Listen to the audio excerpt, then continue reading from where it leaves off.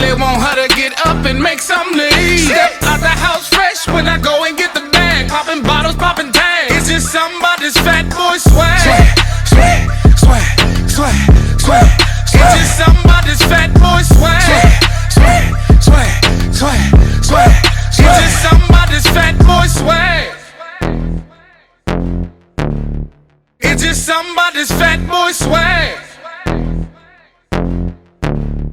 It's just somebody's fat boy swag. Swag, swag, swag, swag. It's just somebody's fat boy swag. Swag, swag, swag, swag. It's just somebody's fat boy swag.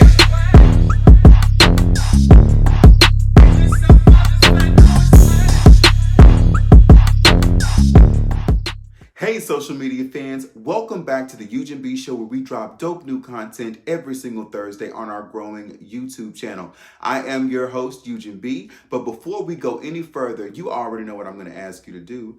Be sure to hit that subscribe button and make sure that you hit that bell notification so you don't miss another episode. All right, so now that we got that all out of the way, let's jump right into this episode because we have a treat for you. Our friend to the show, Mr. Nate Griffin of Fox26 News, stops by to drop gems with our amazing student.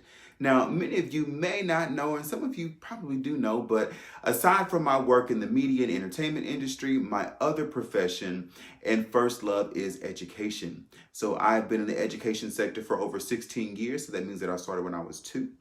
But I love every bit of it. What I love most about this particular role is that I get to educate and empower others to reach their goals.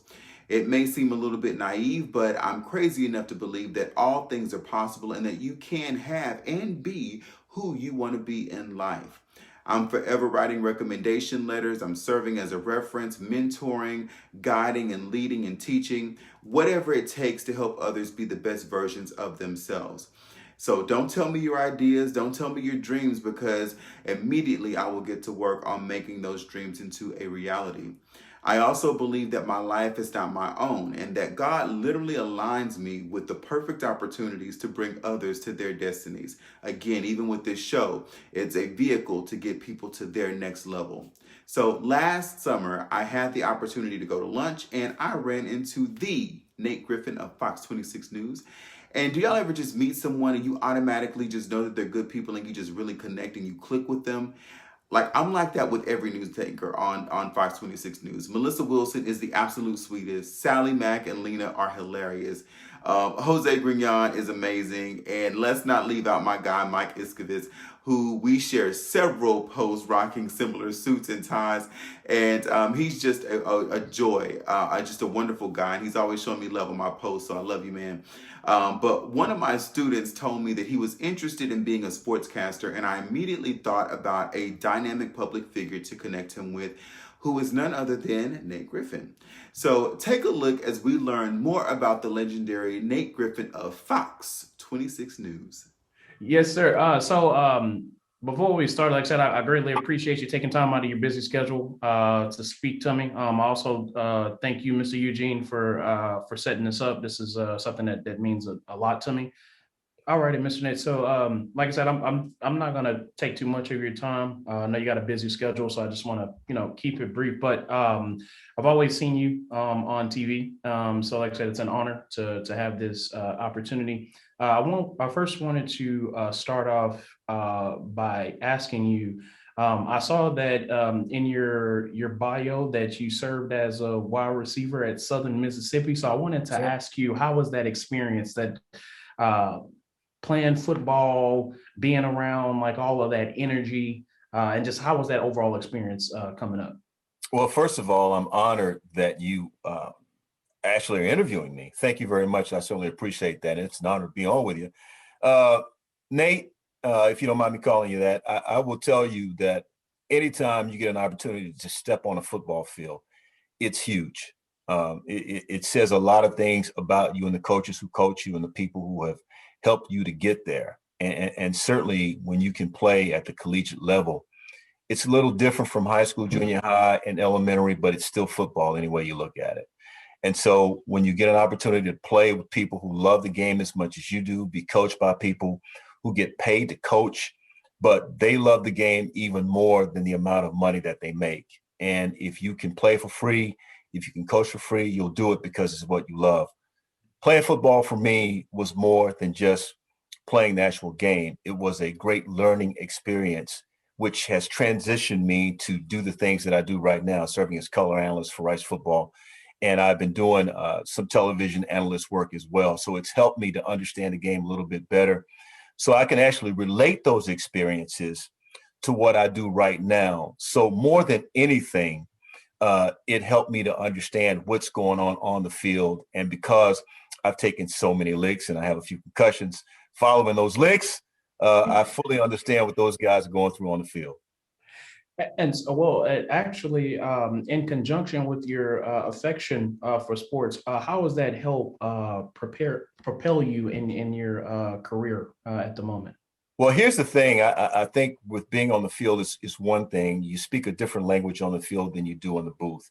You have to be able to convey the proper terminology to people who are listening or watching so that they understand exactly what's going on the field. You can't say the things in the booth that you say on the field. You won't keep your job very long. So you have to do, a lot of work in order to prepare yourself. And I spent hours upon hours, just countless hours in the studio. And I have to thank KTRH 740 AM, which is one of the places where I got my start. I actually started at KTSU 90.9.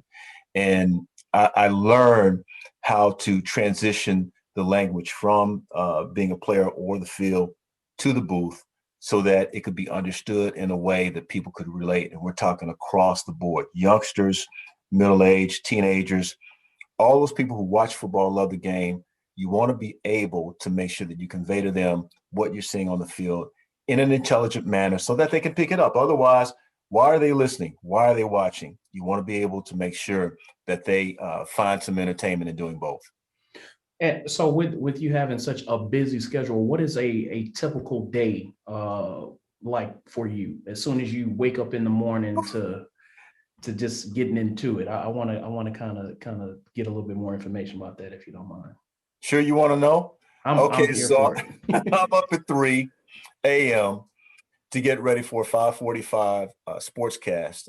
And it used to be where before the pandemic, I was actually up at 1:30 a.m.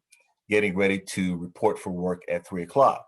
And thank God, that I don't have to do that right now. Now that could change, but I'm hoping I never have to do that again because that's tough. It's tough on the body, and you have to make sure that you get your sleep at night. You can't go to bed late. You gotta go to bed early so that you're alert and ready to go.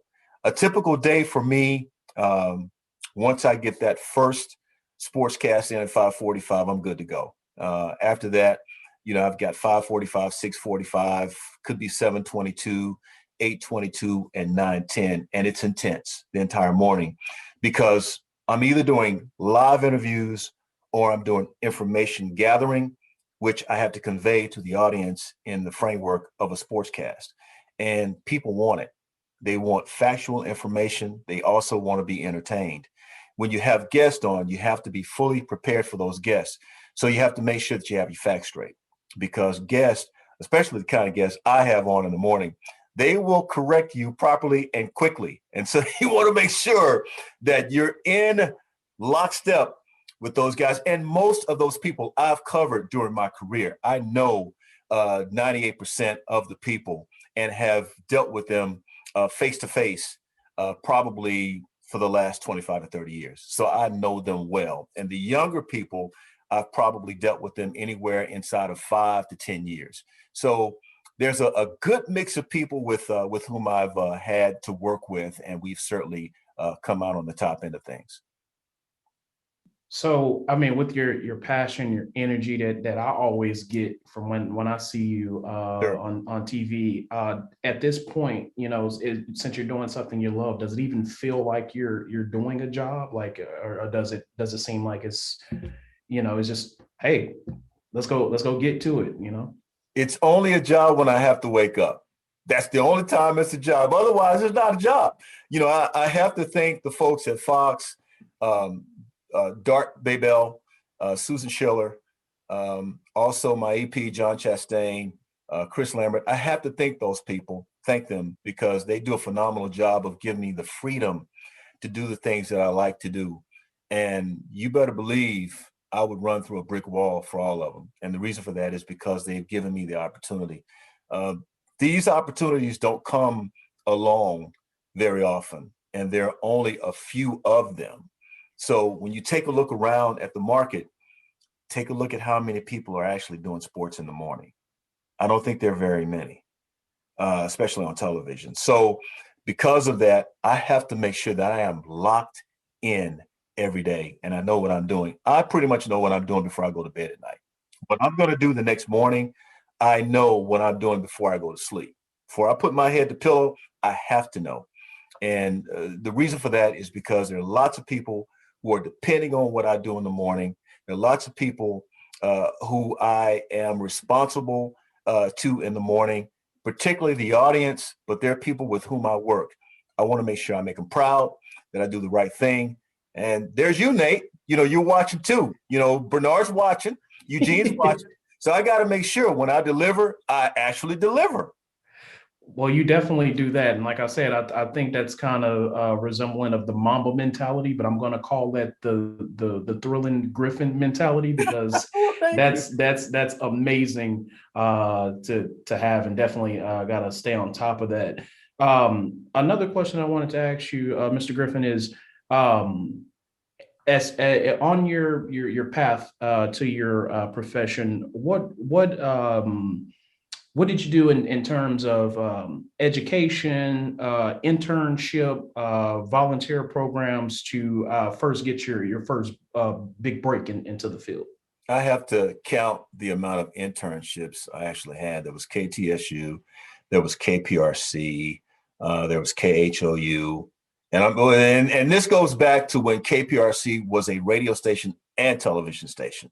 So I did an internship at the radio station and at the television station. Did an internship at Channel 11, internship at Channel 13. Also worked at KTRH, which carried the Rockets, Oilers, Houston Oilers, and the Houston Astros all at the same time. And this goes back to when Don Chaney was the head coach, when Rudy Tomjanovich was the head coach. I got a chance to cover both NBA championships, 94, 95. Also cover World Series. It goes back a ways. And the thing is, most importantly, I think what we have to understand, it's the bonds and the relationships that you create along the way. You know, people who gave me opportunities, Anita Martini, Mike Edmonds, John O'Reilly. There were so many people, Laura Morris. There were so many people, and I don't want to leave anybody out, but there were so many people who gave me an University of Houston. In fact, from 89 to 94, I was a public address announcer at the University of Houston for the Houston Cougar basketball team. And so many people I met, but it's, you know, what I'm saying is it's the bonds that you create along the way. In regards to college, played my college football at Southern Miss, but I graduated from Texas Southern University, okay, with a degree in communications. And so, and went on to law school from there. But I will tell you that there are so many things that you need to do, create those bonds. And I think when you create those bonds, you will have an opportunity to do a lot of things. There are people in this business right now, Ralph Cooper, who are over at KCOH, and then my people here, Spencer Tillman, and so many names that are running through my mind right now who have helped me come along the way and be able to do the things I do. The Nate and Craig Show with Patrick Creighton, crazy stuff, man, with that guy. But there again, I don't want to leave anybody out, but those names, because my brain is, you know, has been concussed. You know, I kind of forget some names every now and then. But you want to create the relationships along the way as well as get your education, because without those relationships, the education is mute. You can't use it. So it's all about how you're able to create relationships, and that's what's most important. Along the way to you getting to where you are today, I'm pretty sure that you had to encounter a few adversities. In regards to those adversities, what are some of the adversities that you experienced, and what aided you in being able to triumph over them? I think when you look back over the years, and I was talking with Eugene a little earlier about this, Nate. It's very important that you're grounded, that you're rooted and grounded. And I grew up in a community of people, that's rooted and grounded in the word. Okay, first and foremost, and I will tell you something else too.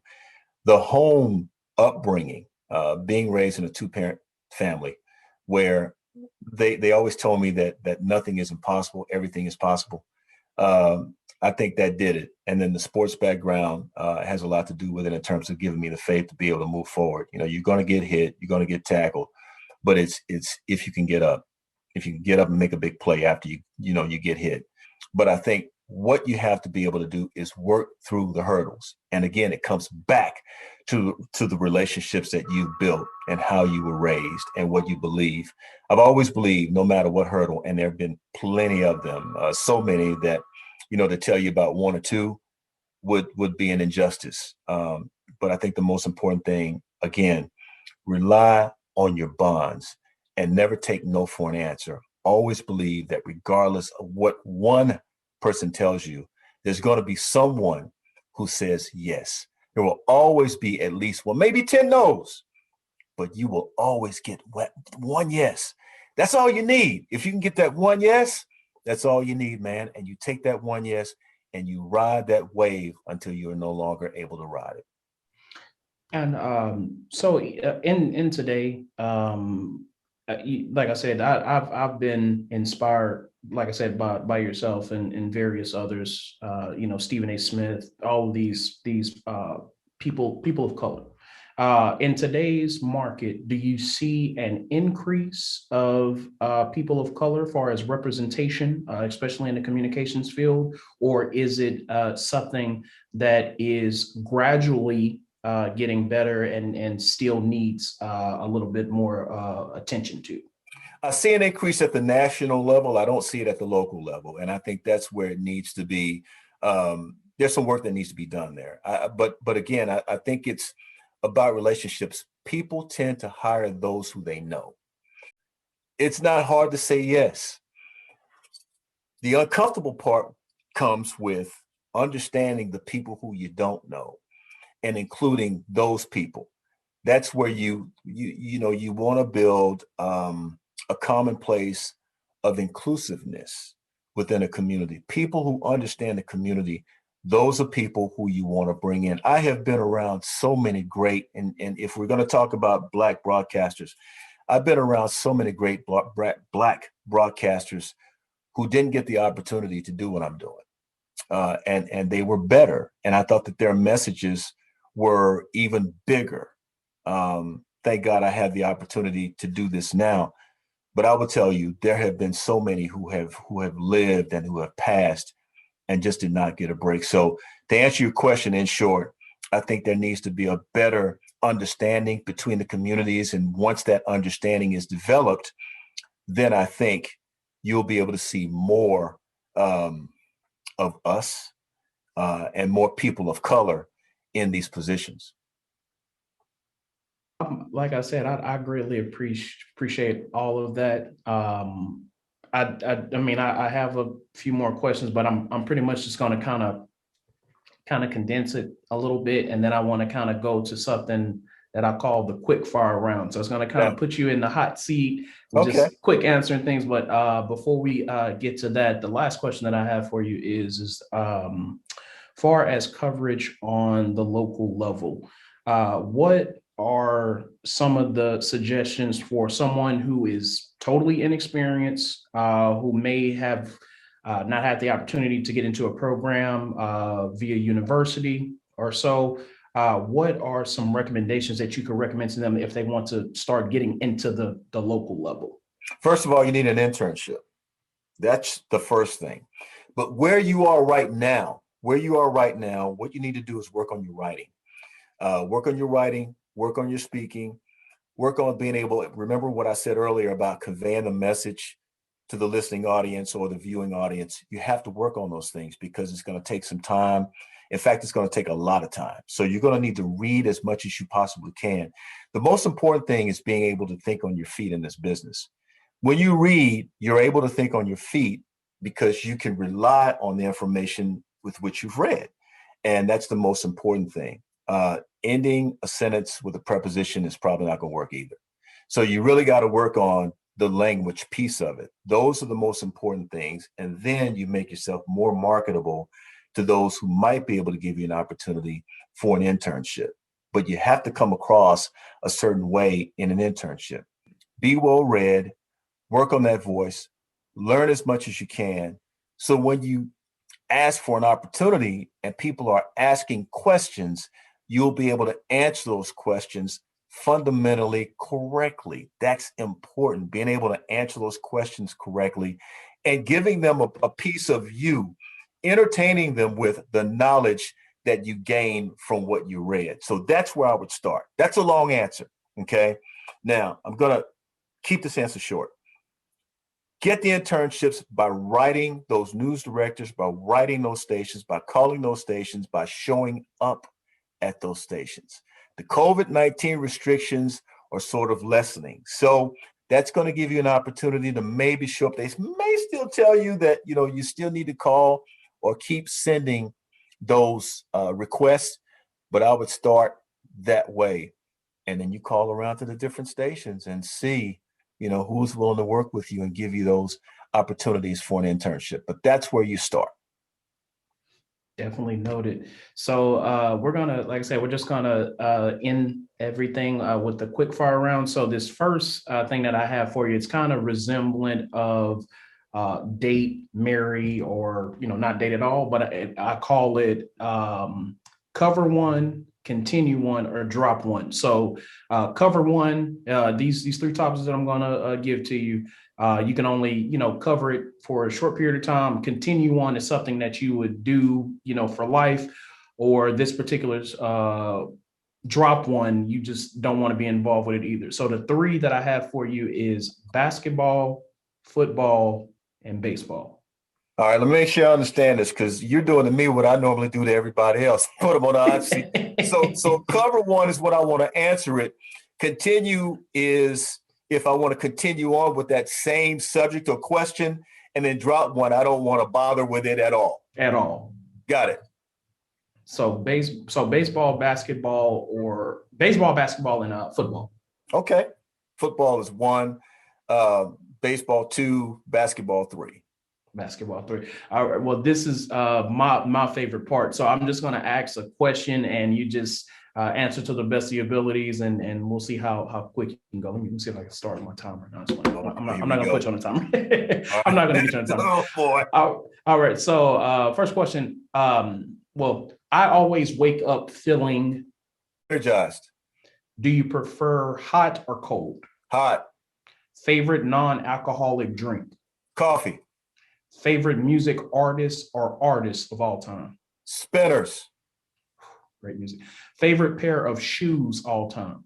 Oh man. Cole Haans. Slip-ons.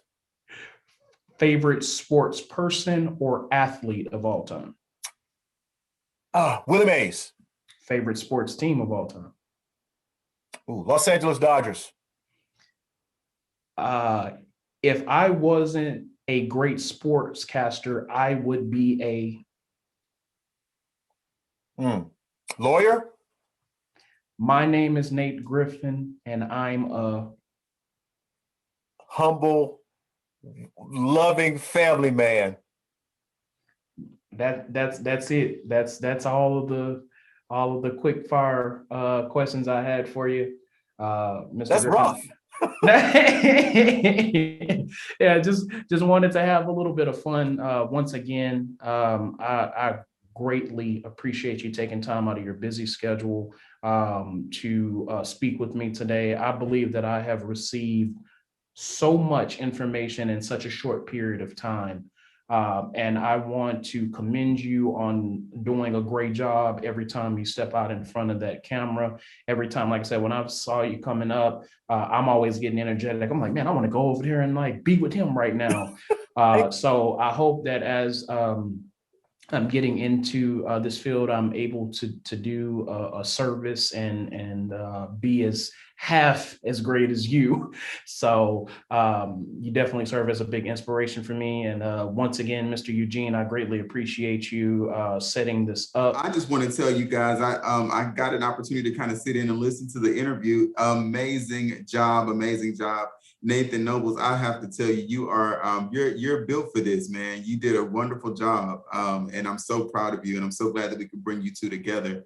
And Mr. Griffin, thank you so much. As I mentioned earlier, Nathan wasn't in here, but you know, I kind of took it back to when we were at Treebirds having lunch, and I got a chance to see you. We did the little video together, and the rest is history. And you've been just one of those friends in my head, and I just appreciate you for taking that time to definitely pour into our younger generation, into our students that are going in the pathways that you're going into. I just cannot tell you how proud I am of you, and how much I love you even more now that I got a chance to really just sit down and just hear your story. So we appreciate you, and we're definitely supporting you at Fox26 News.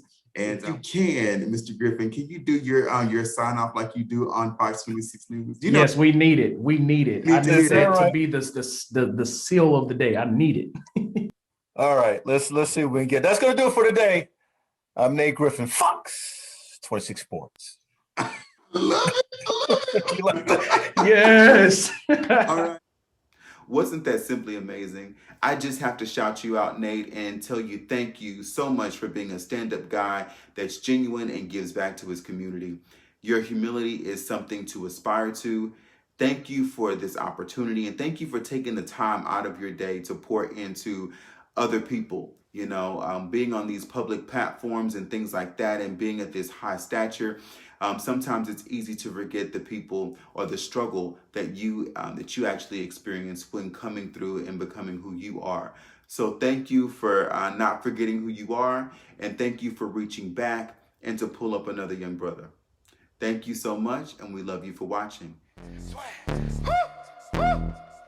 She just wanna rub my belly while we watching TV. I really want her to get up and make some leave. Step out the house fresh when I go and get the bag. Popping bottles, popping tags. It's just somebody's fat boy swag. Swag, swag, swag, swag, swag. It's just somebody's fat boy swag.